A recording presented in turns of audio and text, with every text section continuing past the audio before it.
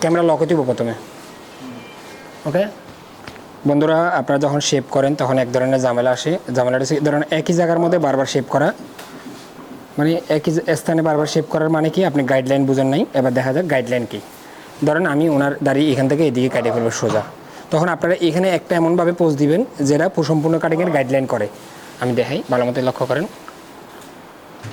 এই যে একটা গাইডলাইন দিলাম, এই গাইডলাইন কোন দিকে যাইব, ঠিক এর সোজা এখানে এসে থামবো। এইটার গাইডলাইন করে আপনি বারবার সাঁচার চাইতে একবার সাইজে আপনার গাইডলাইনটা আপনি পাবেন। আমি আবারও দেখাই, এই যেভাবে।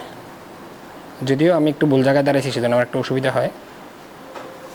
এই যে একটা গাইডলাইন, মূল কাটিংয়ের গাইডলাইন, যদি করার কারণে বারবার সমস্যা হবে আর কি।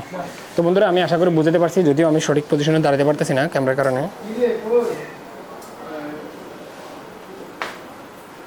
এই যে আমার এটা একটা গাইডলাইন আছে, গাইডলাইন বুঝতে পারছি অজিত ভাই? না বুঝেন না। গাইডলাইন কীভাবে কয়, মানে আমি বলতে চাইতেছি এখানে একটা পোজ দিয়ে না আপনার এটার অনুসরণ করে সামনের দিকে আগাইতে হবে। ওই যে একটু একটু সাইজমো একটু একটু কাটমো এটা দিয়ে সম্ভব না।